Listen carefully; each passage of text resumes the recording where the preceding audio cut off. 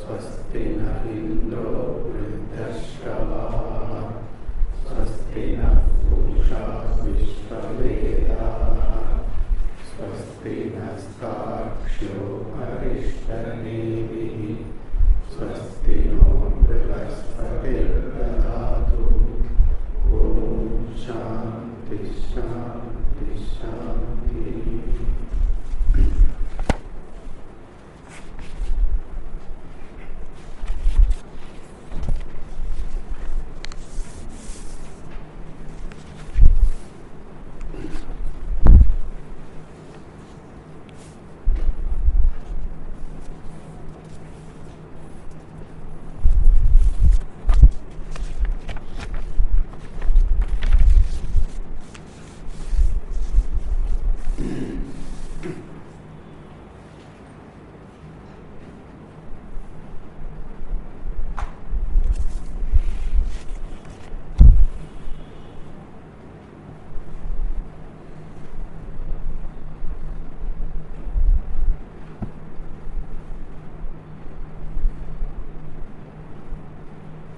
Kaivalyopanishad, mantra number 1.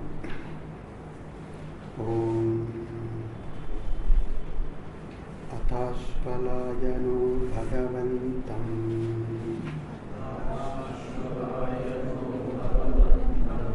Parameshtinam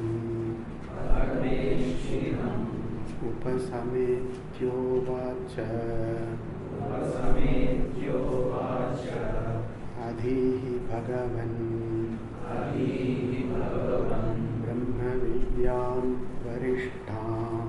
Brahmavidyam Varishtham Sada Sadbhi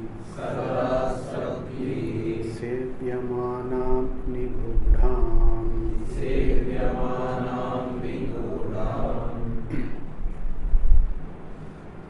Om. Every one of our activities begin with the chant of this Om Ekakshara, then single syllable mantra Om. Om refers to Param Brahma, Paramatma, Parameshvara, from which everything comes, manifests, in which everything manifests, in which everything abides, unto which everything resolves.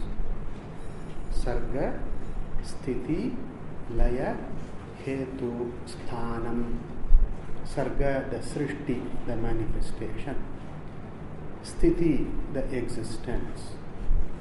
Laya, the resolution. The place, the cause for all these is Om Param Brahma. All sounds are said to emanate from this single syllable sound. This is how the Veda presents it. And all words means names, activities. It covers everything. Human aspirations, the results, enjoyments, right? All the words cover all human activities, like even Om covers all words. So from Om all words come, all words cover all names. So from Parameshvara the entire Prapancha comes up, manifests, and then resolves into Param Brahma. Therefore, Om is a word, is a name for Paramatma.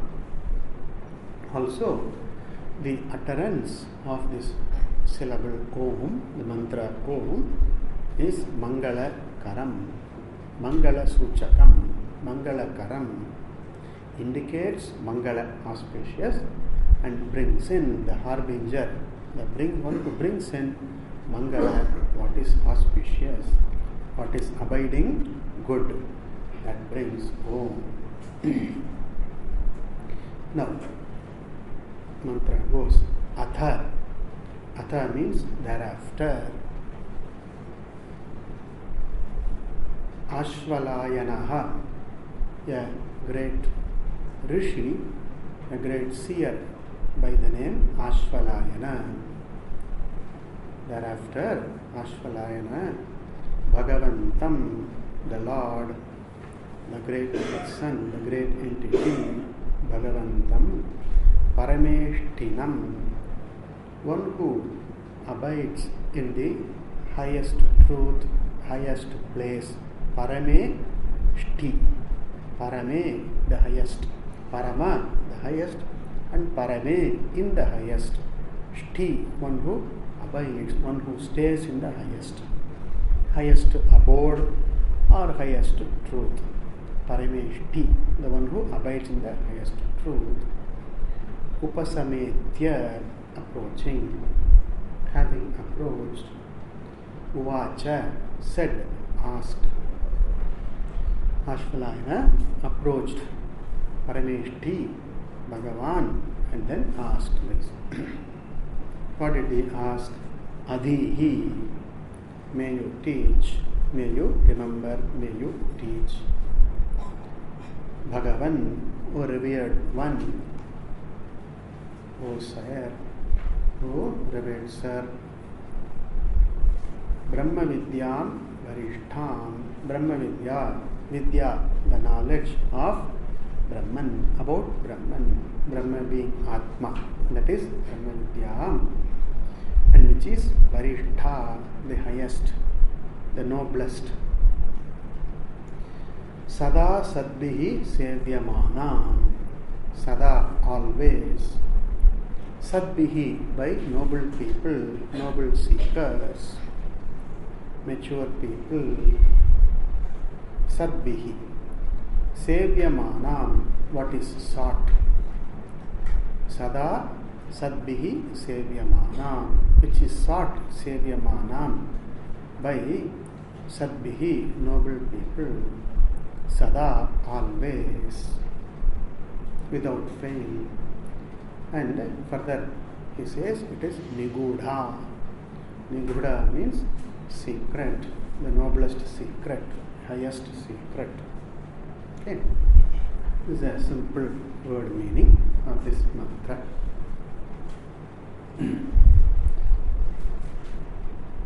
Now we will look at the Sanskrita commentary also a little bit. Here and there we will see, just more as a practice, right? More as a practice for us to get familiar with the Sanskrit commentaries and all that. I will read and then you can recite, you can chant after me. The commentary for the first mantra. Atha sadhana chatushtaya sampatti anantaram ashvalayanaha Rigveda acharyaha Bhagavantam Pujavantam Parameshtinam Sarva Utkrishta Sthana Nivasam Parisametya Shastriyena Vidhina Samipam Agatya Uvacha Tavan. The usual style is like this. The commentary takes word by word from the original, from the moolam, from the text, and then explains each word. This is the usual style. Now, atha is equal to, if adding this punctuation marks, etc., helps us, then we can freely add. Atha is equal to, now you can add is equal to, if it helps. Atha, the meaning of atha is sadhana chatushtaya sampatti anantaram. And then ashvalayanaha, it's explained as Rigveda Acharyaha. Then next word, Bhagavantam means Pujavantam, right?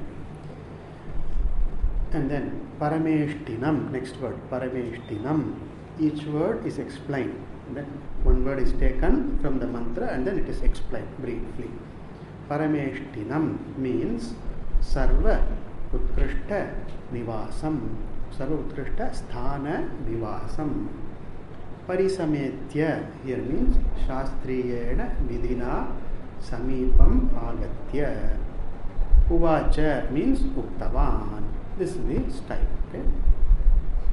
This will be generally followed. And the commentator, whoever it is, takes one word from the text and then explains it.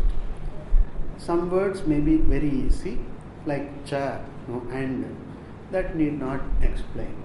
Api need not be explained. Cha means and, api means also, those words, simple words need not be explained. And some words may need a lot more explanation, right? Not just one word, but then a few words or a few sentences. So the commentator usually takes word by word and usually in the order as it occurs, as they occur in the text, in the original. So atha here means sadhana chatushtaya sampatti anantaram. Thereafter, that's the meaning. Atha means thereafter. Anantaram means thereafter. Then question means thereafter means what? After what? The text begins with thereafter.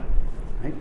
To say that thereafter there must be something before. Like only then we can say thereafter. But then peculiarly the text begins thereafter. Right? After that. After what?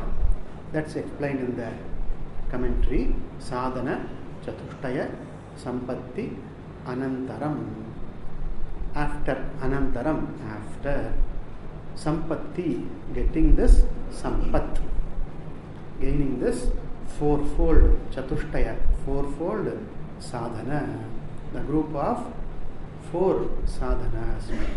After getting these fourfold sadhanas, after taking to these fourfold sadhanas, practicing them, acquiring them, becoming reasonably adept at that, getting this adequately well.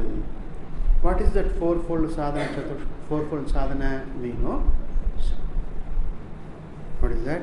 Viveka, Vairagya, then Samadhi, Shakka, and then Mumukshutvam. Right? This we know. We have seen in this Tattva-bodha and we keep on saying this. Viveka, an understanding between of the difference between the distinction between what is anitya and nitya, what is permanent and what is impermanent. What is impermanent one can see easily. Everything in this world is impermanent, which is easy for one to see. But then Hridau, in Hridi Sannidhaya, taking it in the heart, understanding the impermanence of things. Right? Many a times we overlook the impermanence of things, we just conveniently overlook, or simply we don't comprehend that. There is one portion in the Mahabharata called Yaksha Prashna. Right? Did you see that? No. Huh? You see that, no? Okay. There is one interesting portion in Mahabharata, Yaksha Prashna. Questions are put to Yudhishthira, the eldest of this Pandava, by one Yaksha. Okay? One divinity, one divine entity asks this question to Yudhishthira. Among these questions, one question comes: what is the wonder? What is the most wonderful? What is the wonder? What is the surprise? The Yaksha asks Yudhishthira. Then Yudhishthira replies, people see others passing away, dying, they regularly keep on seeing people dying. Yet they themselves think that they are permanent. In spite of the overwhelming evidence, undeniable evidence is there, people die, keep dying, people keep on dying. And this person keeps on seeing it regularly. And then yet the fellow thinks that I am going to be permanent. May not even say so, but then the fellow thinks that I am going to be permanent, I am going to last forever.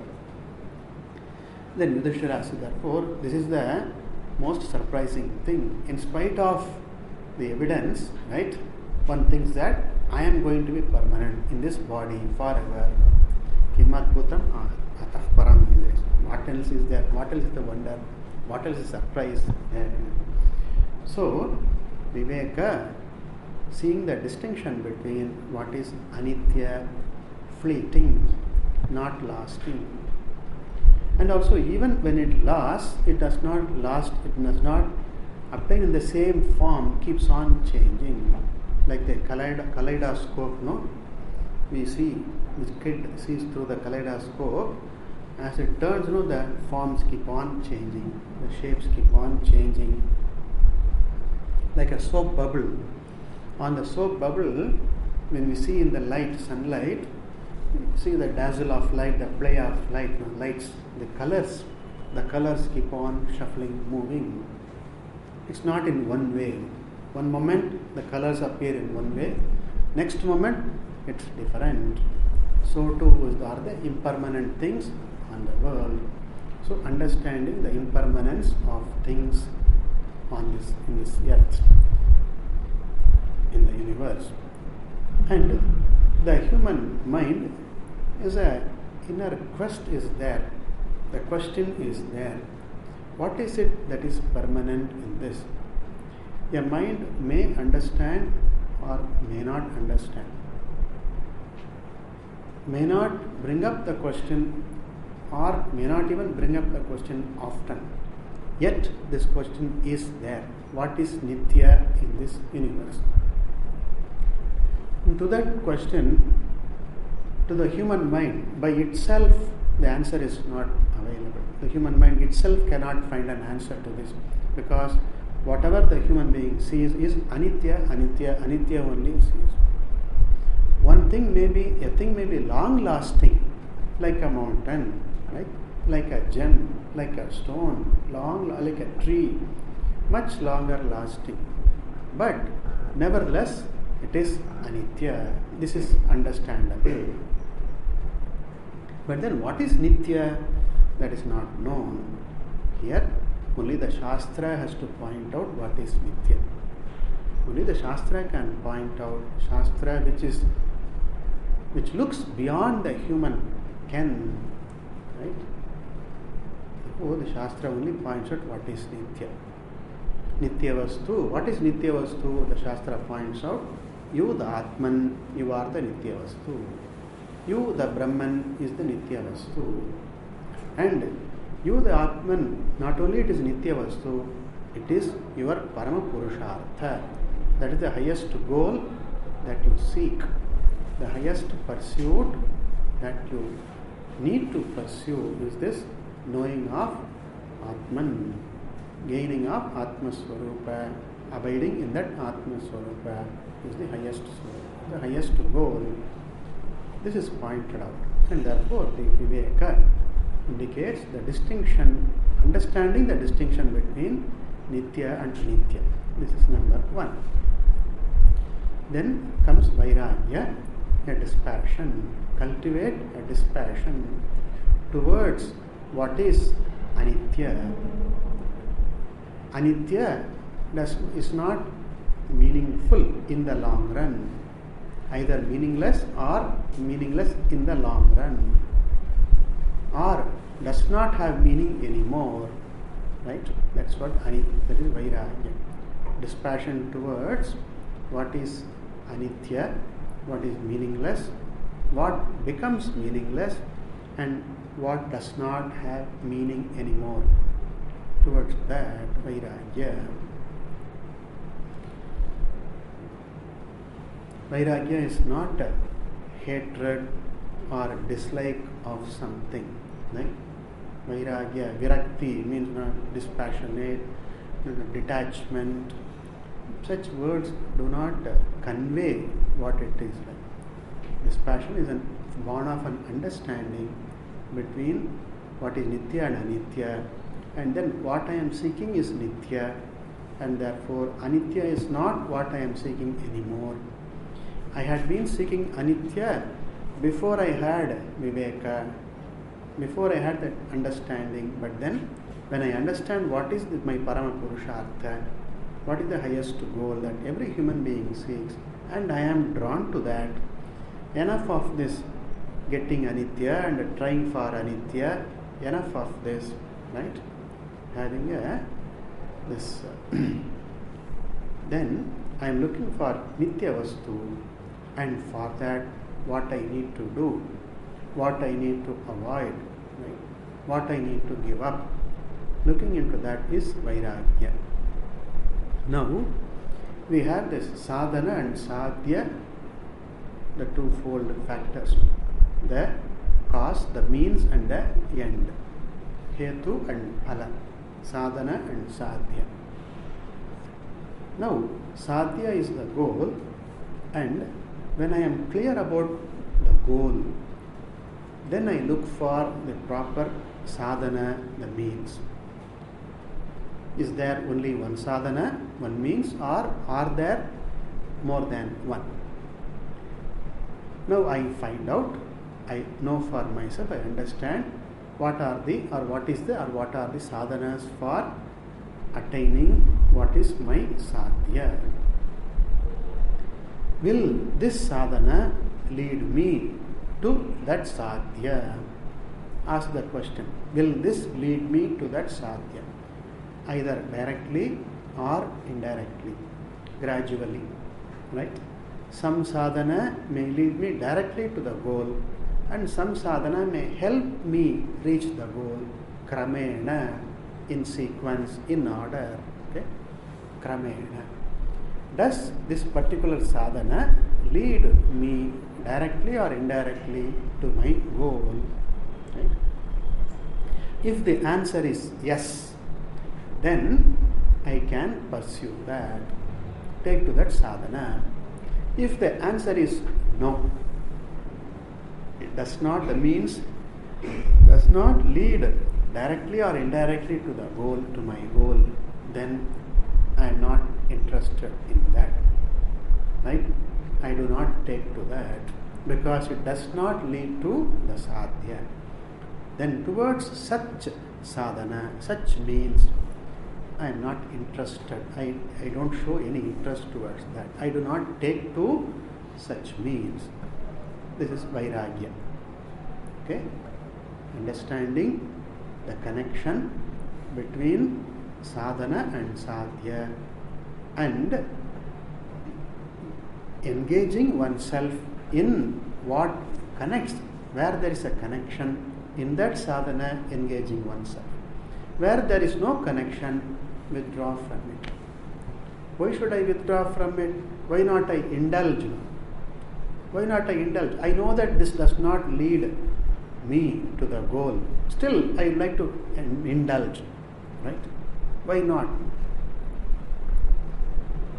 You know the value of human life.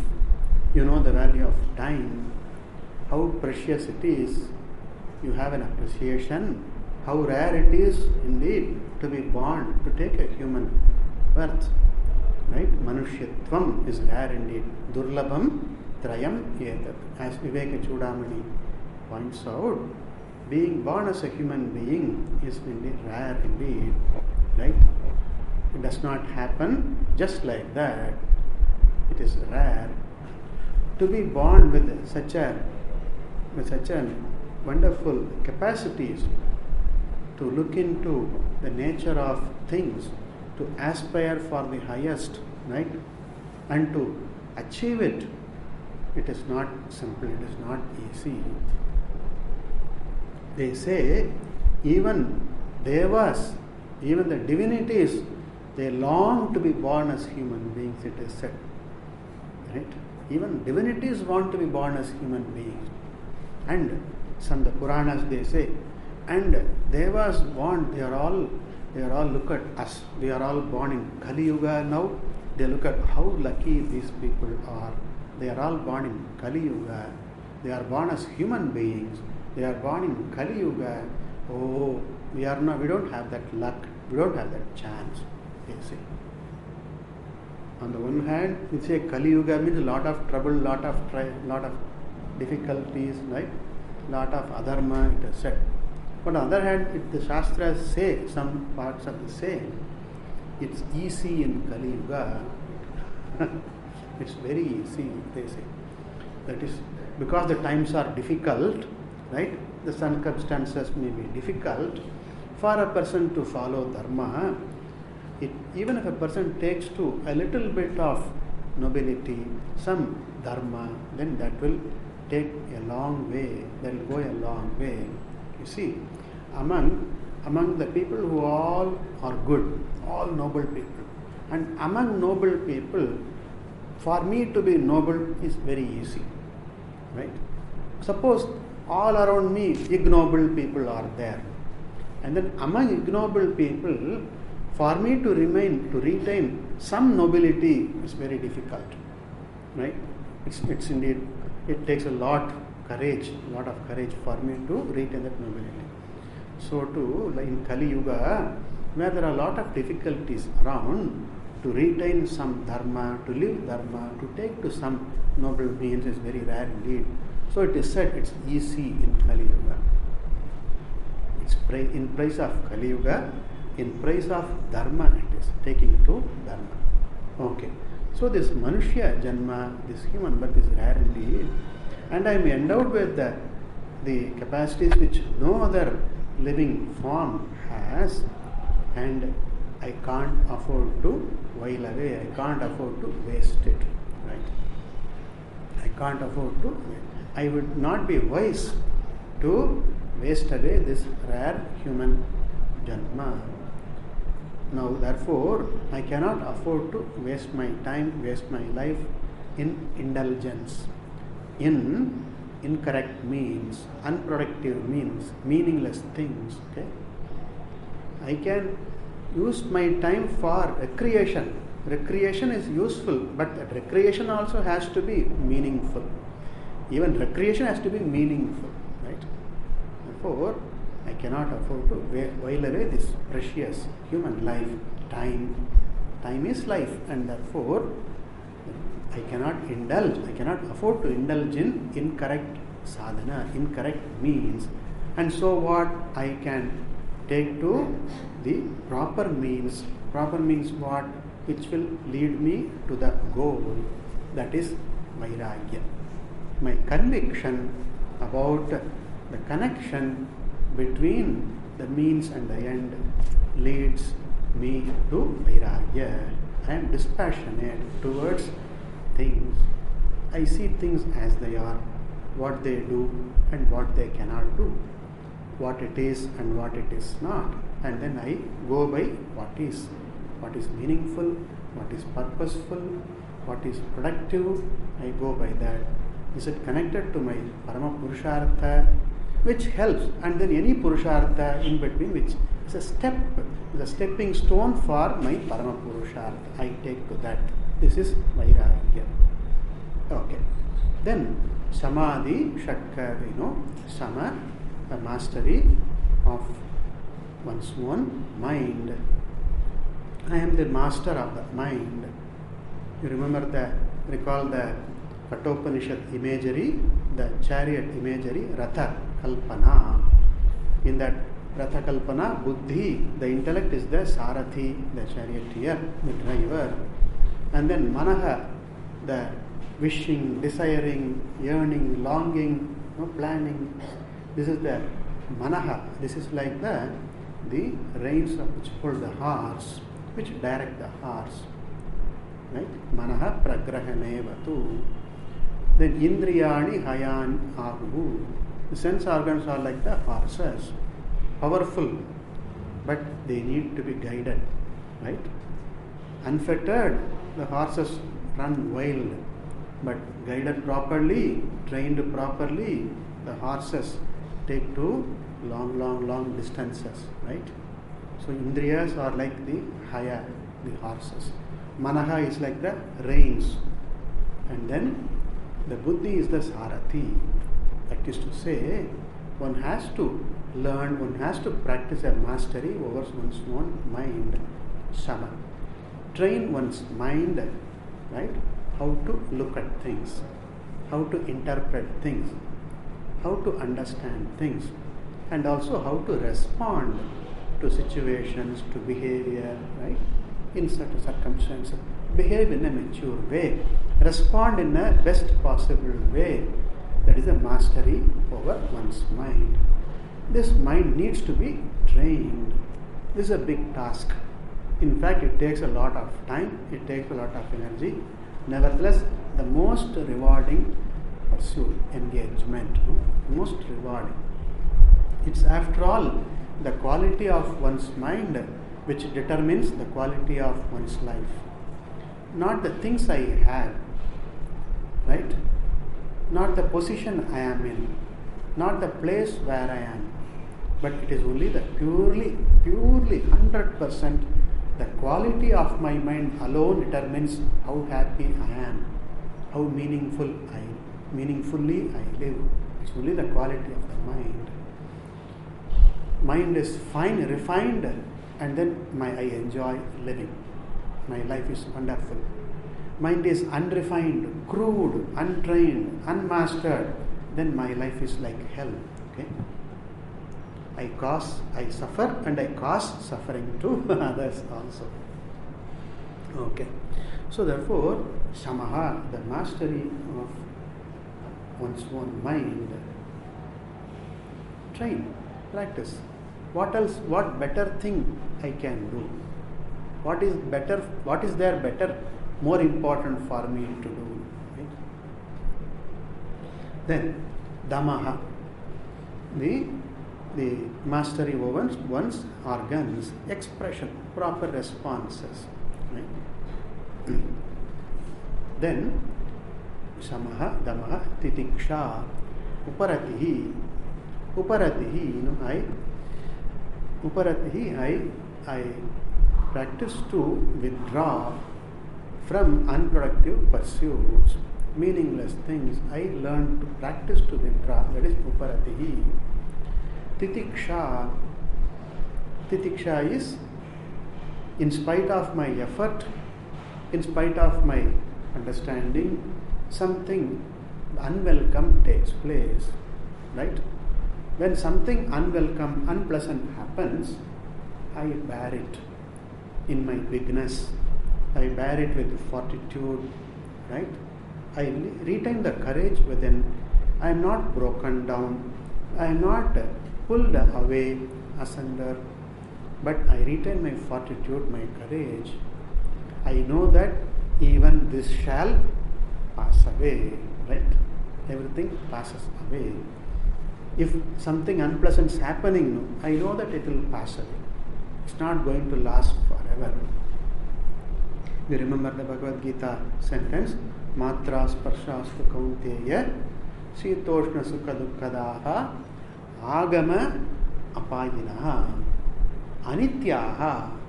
Bhagavan points out they are all impermanent. They just come and go. You cannot avoid certain things. Agama, it has the nature of just setting on you, coming unto you, right? It just comes. You cannot avoid certain things. And then you cannot stop them also from going away. Apayinaha, you cannot stop them going away. Aging, you cannot stop. Time, I cannot stop, right? I can stop the clock all right, but time I cannot stop. Aging, I cannot stop. I can try to put on some makeup, etc. I can try to look young, but then I know what I am, how I am old. So aging cannot be stopped. These are all unstoppable things. Agama apayinaha. So too, certain unpleasantness also is unavoidable. It just happens. You don't plan to become unpleasant. You don't plan to get something unwelcome. You don't plan to suffer, yet suffering is there. You don't want to fall sick, yet you fall sick. Unavoidable. In spite of all our precautions, right? In spite of efforts, certain unpleasantness happens. Then what do I do in such cases? Tan titikshasva, Bhagavan says. Because they are agama payinaha, they just come and go. Just like coming, it goes away. And they are anityaha, impermanent. Whereas you, Arjuna, you are the nitya, you are the true entity. Therefore, why do you bother yourself? Why do you lose your peace? Why do you lose your mind over a trifling thing? Right? Take it as a trifle. Look at it as a flea bite. No? They say no, flea bite. Flea is a small fly, small insect. And it comes and bites. Flea bites. Okay? The flea insect comes and bites. We can't afford to lose our peace over this flea bite. Flea comes and bites. Foo, that's all. If you can foo it away, foo. Then let it go on, move away. You don't bother. You're not bothered unduly by this flea bite. Look upon these are flea bites. Okay? Something bugging you, something unpleasant happening, some pains. Learn to look upon as a flea bite. Do whatever that you can do, right? And then leave it to the rest. Leave the rest to the medicine or to Ishvara or time, whatever it is. Okay? Suppose I have a headache. What can I do now? If I want to eat, take one pill. That's all. What else? What else I do now? Leave it to the pill. That's all. Eat the pill. Leave it to the pill. That's all. Give time. Let it happen. It goes away. So, titiksha, forbearance, fortitude, courage, bearing with the courage. That is the titiksha. Titiksha is not I know it's very hot, but I bear that heat. I stand in the month of May, 12 o'clock, standing in the sun, and then no hat, no umbrella, no shade, and then I just stand. What are you doing now? I am practicing titiksha. So here, where there is a pratikara, where there is a remedy, and if I need the remedy, I can try to do. If I cannot bear it, try to find out the remedy, pratikara. But then, where there is no pratikara, then there is no solution. There's no way. Right? Sun, I can run to a sun shade, and then I can run to shade, and then be free from the heat. But if I am in the middle of a desert, say, right, Sahara desert, middle of the Sahara desert, sun is scorching. What can I do now? I can't do anything about that. Titiksha. Where I can do nothing about it, take it, invoke the bigger you, right? And then there is titiksha. Apratikara purvakam. Sahanam sarva dukkhanam apratikara purvakam. Okay, titiksha. Then shraddha. Shama, damaha. Then titiksha. What is the other one? Uparatihi, Shraddha. Shraddha is going to say, Acharya is going to say, Shraddha, a trust in nobility, a trust in the noble people, in the wisdom, and a trust in oneself also. I have a trust in myself. It's important to have a trust in oneself, in one's higher nature. And in addition to that, Shraddha implies a trust in the words of Veda, seeing Veda as a pramanam. This is Shraddha, seeing Veda as a pramanam. Seeing Guru as the one who brings out, seeing the oneness of Guru and Veda pramana, Shraddha. Shraddha in Astikya buddhihi, right? Asti iti buddhihi. Satyatva buddhihi. Guru Vedanta Shastra Vakyeshu Satyatva buddhihi. That it is true. This understanding, born of some understanding. We will see this Shraddha a little more later. Shraddha. Then Samadhanam, a composure, a steadiness. Cultivating a composure within. Cultivating a focus. focus on what is to be done, what is important, engaging consistently in what is important, what is to be done. That is samadhana. For that, it is implied. It's implied that one needs to see the importance, the usefulness of what one has to do, and the love, the liking for what one is doing, what one has to do, and that one does. What one has, kartavyam karomi, kartavyam karma. Bhagavad Gita very explicitly says, Bhagavan says, kartavyam karma. What do you mean by karma? Activity. That is to be kartavyam, to be done, to be done, to be done. One realizes one's responsibility, and then one's aspiration, and then finds out what is to be done. In my position, at this time, within my capacity, what is it that I need to do? Kartavya. And with reference to kartavya, one finds a taste, develops a taste, a liking for that. I love what I have to do, right? And then I do what I have to do, and I love doing what I have to do. Okay? Then everything is interesting. All that I do is interesting. I don't get bored. Right? Sanskritam, I won't look.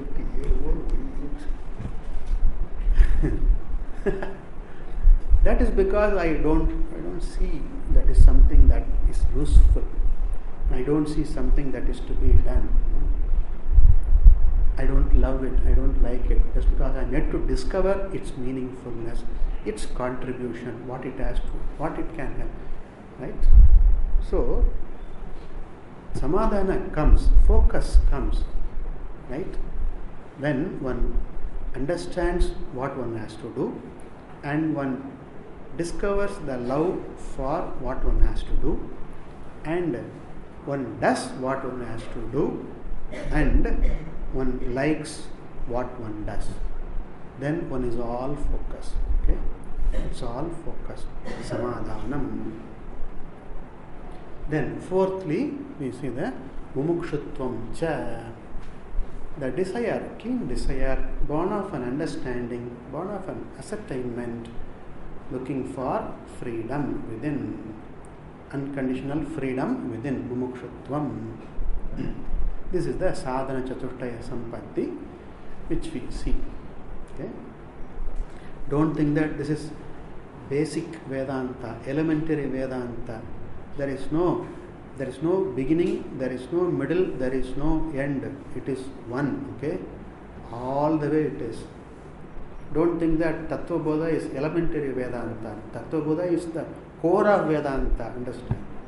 So sadhana chaturtaya sampatti comes with me all the way. It remains with me. Even if when I become a mukta, then sadhana chaturtaya sampatti remains as my own vibhuti in fullness. Viveka, Vairagya, Sama, Dhamma, Titiksha, Shraddha, Samadhana, Mumukshutva. Mumukshutva is fulfilled, all right. But then the others are remain as my Swarupa. Therefore, these are all very, very important. The beginning lessons are very important. The early lessons are very important. Right? So, you don't underestimate the sadhana chaturtaya sampatti. Right? Then only things become meaningful. Only when I am adequately endowed, when I have grown in the sadhana chaturtaya, then only things start clicking. In a lock, in a complex lock, in the number lock or something, as you turn the key, if you put in the wrong key, the clicking does not happen. The levers will not click. But when you put and you adjust the key, and then the levers start clicking. So the clicking has to happen within. It's very, very important. So sadhana chatushtaya sampatti anantaram. Okay. Only then everything falls in place. What you do and what Vedanta says, everything falls in. What you seek, all fall in place. Sadhana Chaturta Sampatti Anantaram. Okay. Ashvalayanaha. Ashvalayana, a great rishi by the name Ashvalayana. The word Ashvala Ayana. Ayana indicates one who is born, come in the lineage of Ashvala. Born Ashvala Gotrotpanna, that is the meaning of Ashvalayana. The great lineage beginning with Ashvala, and this great person has come in the lineage of Ashvala, therefore Ashvalayana. Himself, this person was great. Our commentator points out Rigveda Acharya. Himself was an Acharya, a great proponent, a great teacher, preceptor of Rigveda. Right? Now, this is a position. Acharya is a position. Position should remain a position outside only. It should not get into the heart. Right? It should not get into the head. You know what? Who am I? I am the Rigveda Acharya. I am the Bhumandala Acharya. If it gets into my heart, into my head, what is the harm? It blocks. It's a block. Ghamand bolte hain Hindi mein. They say ghamand, pride is a block.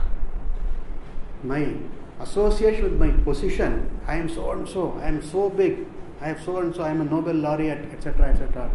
Great. It's accepted, it's great. But then it should not be a block in my head. Right? So, unfortunately, many a times this becomes a block. What does it block? No, block from further learning. Right? Once this pride gets into my head, then I start thinking that I know everything. Right? I know everything that's to be known. I know best. Okay? And then I don't need to learn anything more from anybody else. And nobody else is qualified to show me, reveal to me, teach me. This is the block. Right? But fortunately, Ashvalayana was not such person. In spite of being Rigveda Acharya, right, a great proponent of Rigveda, a great teacher, he sought this. He went to Parameshtinam, Bhagavantam, Parimeshtinam, Upasametya. He approached Parameshti. This shows his greatness. In spite of being great, he was humble. Humble enough to know what he does not know, and what he has to know, and what he should know in order to know this. Right? That I don't know this, and this I should know, and what should I do to know this? He was very clear about that. Therefore, he approached. Whom did he approach? A guru. What I don't know, what I cannot know by myself, but what I need to know, I have to go to a teacher who knows that guru. Who is the guru he approached? It is said, Bhagavantam, Parameshtinam. Parameshti. Parameshti is explained as Sarva Utkrishta Sthana. That is Parama, the highest place, highest position. Sarva of all, Utkrishta, the highest of all, Sthana, the position, the place. Nivasa, one who abides in that place, in that position. Parameshti, Parameshtinam. Who is Parameshti? Our Brahmaji, Chaturmukha. Chaturmukha Brahmaji is called Parameshti. We see this in the Mundaka also, no? Brahma, what is it? Begins, Brahma Devanam Pratamaha Sambhabhuva Vishwasya Karta Bhuvanasya Gopta. So great is Brahma. Right? Pratamaha Sambhabhuva, who is the foremost, born first and also foremost among the Deva. And then he is Vishwasya Karta, he is the creator of the entire universe. Bhuvanasya Gopta, he is the one who maintains all these. Such Brahma. And then that Brahma is the Parameshti here. Parameshti. Parameshtinam, approached Parameshti, who is Brahmaji, and who is Bhagavantam. He is Bhagavan. He is. What is Bhagavantam here mean?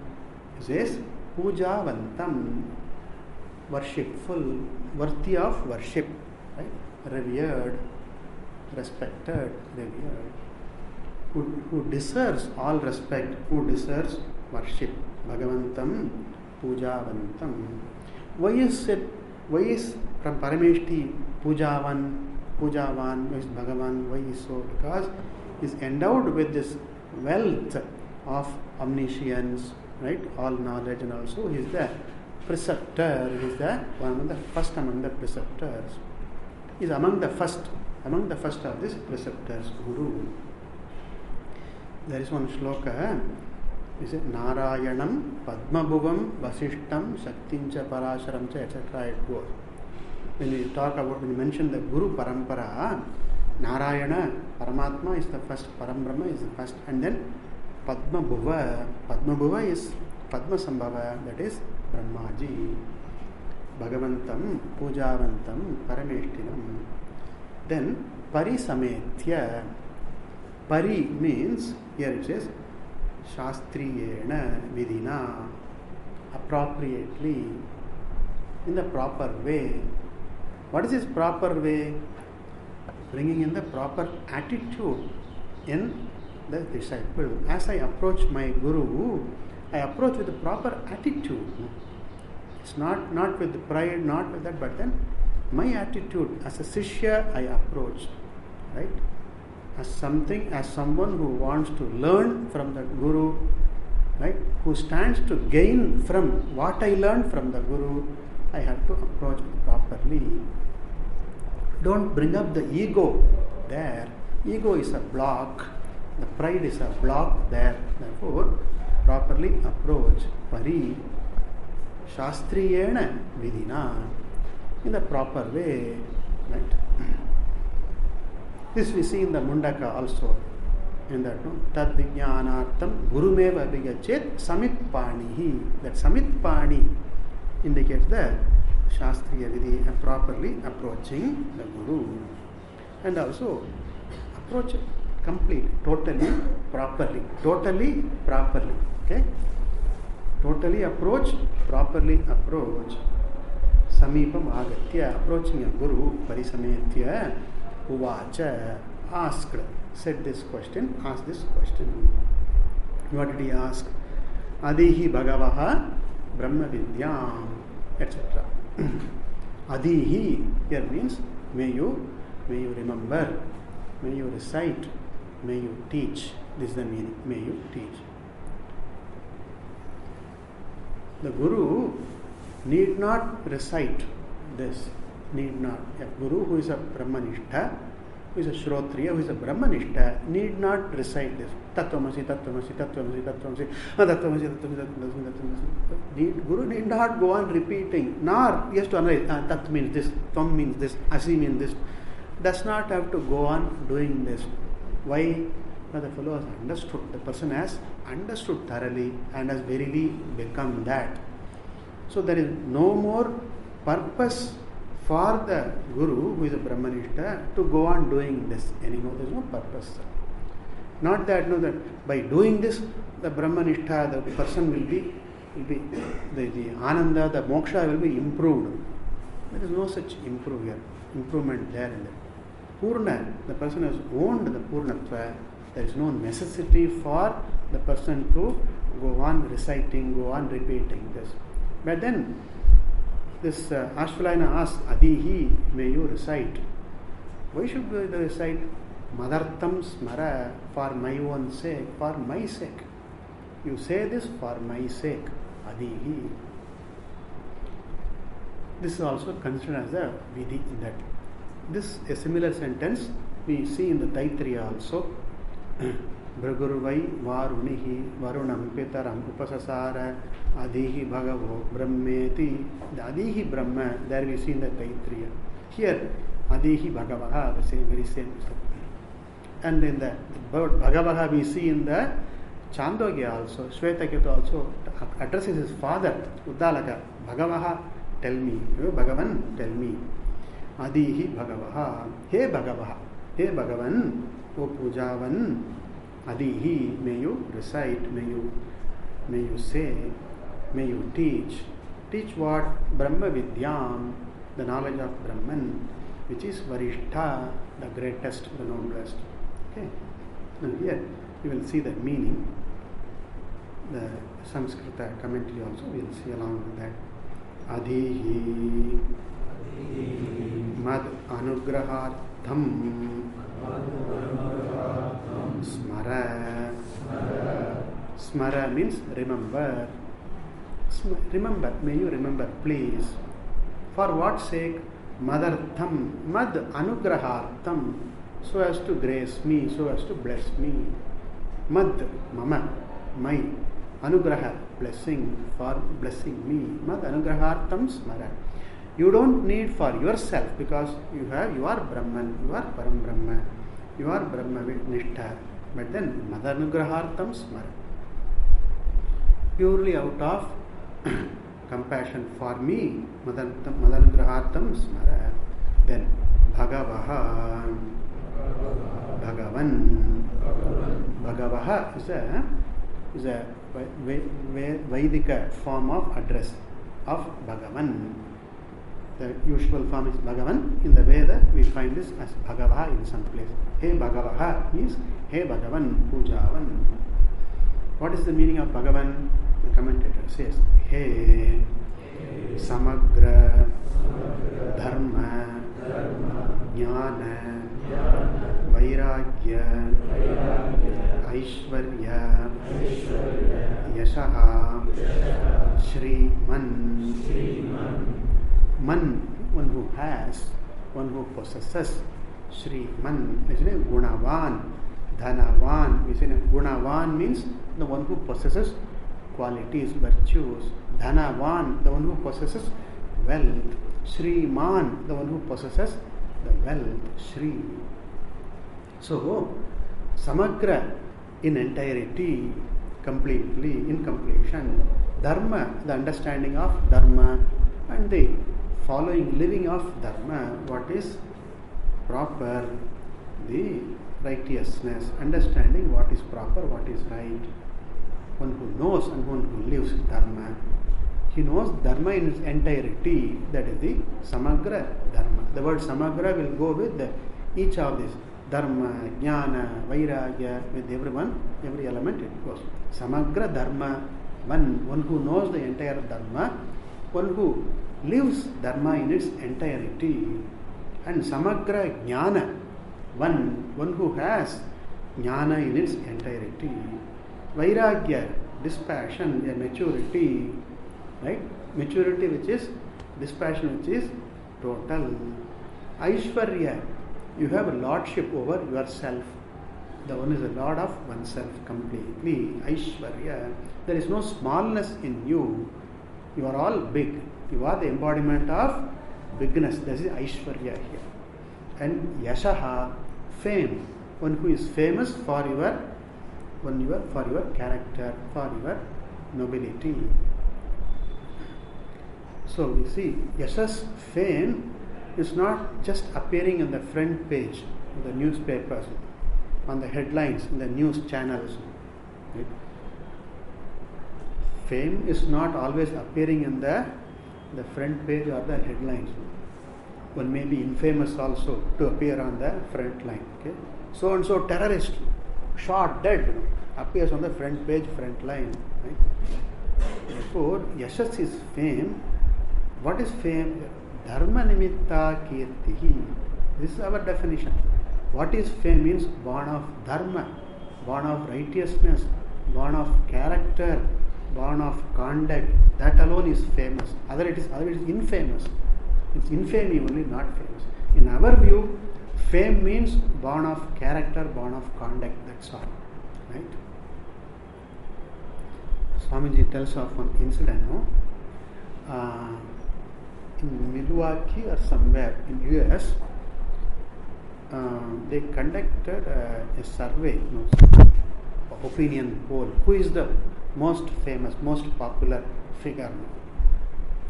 I forget that one particular name. Okay, And then at the end of the poll, they counted who polled most votes. And then I forget the name.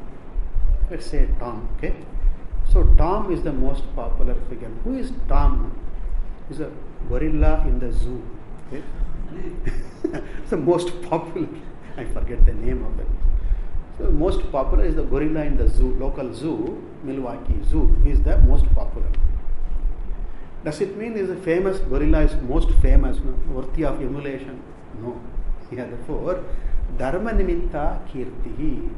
Kirti, fame is always looked upon as a result of character, conduct, righteousness, dharma. Therefore, this yashaha, one who is very well known, very respected, and Shri, one who has all the wealth within. Wealth is always within. Okay. Wealthy within, richest within. Samagra, Dharma, Jnana, Vairagya, Aishwarya, Yashaha and Shri. This sixfold is called Bhaga. We are going to see in the Bhagavad Gita, Bhashyakara points out Dharma, Jnana, Vairagya, Aishwarya, Yashaha and Shri. This sixfold is called Bhaga. The one who has this Bhaga is Bhagavan. Okay, so Bhagavan means this is what the meaning. Then Brahmavidyam, etc. We will continue. Om Bhadram Karne Vishnuyana Deva Bhadram Pasye Maksharyajatra Sthirairangaiti Stushtuva Sastanubi Yasheva Devahitanyadayu Swasti na Indro Vriddhashravaha Swasti na Pusha Vishvavedaha Swasti na Staksho Arishtavini Swasti no Brahaspati Dadhatu Om Shanti Shanti Shanti Om Purnamada Purnaminam Purna Purnamudachyate Purnasya Purnamadaya Purnameva Shishyate Om Shanti Shanti Shanti Hari Om Shri Gurubhyo Namaha Hari Om.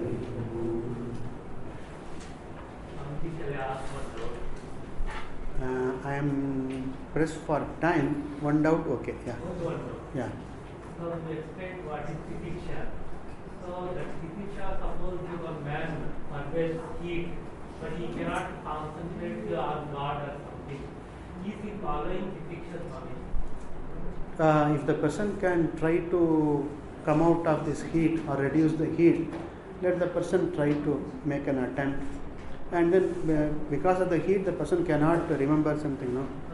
Then the person will let him cool down and then let him remember. That's all. Is he following See, when the brain heats up, the mind cannot think properly. It cannot think, it is disturbed. Heat disturbs. Overheat disturbs the mind. One cannot think properly. And at that time, better don't think. That's all. Right? When one is confused, when one feels weak within, don't think. Leave it, let it pass, let it subside. Think properly when you are strong within. Right? Don't think when you are weak, particularly about great things, important things. Don't take important decisions when you are weak, when you are confused. So let the person cool down and then let him think properly. So, but if he is following physics, he is having the capacity to... See, if the person cannot find a solution, right, cannot find a remedy, then one has to go through it. Anivarya it is, right? What cannot be avoided has to be endured, has to be forbeared. That's all. As long as it is there, one has to bear it. Yes. If there is no solution, if there is no remedy, what to do? Bear it. Do I take it cursing? Oh, I'm puffing and all that. No? There, the courage. Bring in that courage. Yeah, bear with fortitude as much as possible, at least. If not totally, at least as much as possible, as best as possible. Okay. Bhagavan says in the Gita, apariharye arte natvam shochitum arhasi tasmad apariharye jatasya dhruva mrityuhu dhruvam janma mritasya cha. Right? What is born is going to die, and what is dead will definitely be born. This is Shastra. Right? What is born is dead, we know, we all know. But what dies again will be born, that is Shastra. Shastra only can say this. Veda only can say it. And therefore, tasmad apariharya arte. What cannot be avoided at all, there is no point in worrying. That's all. Apariharya arte natvam shochitum arhasi. What is apariharya? It's not worth worrying. It's not worth worrying. I'll talk about it in an appropriate time. Okay.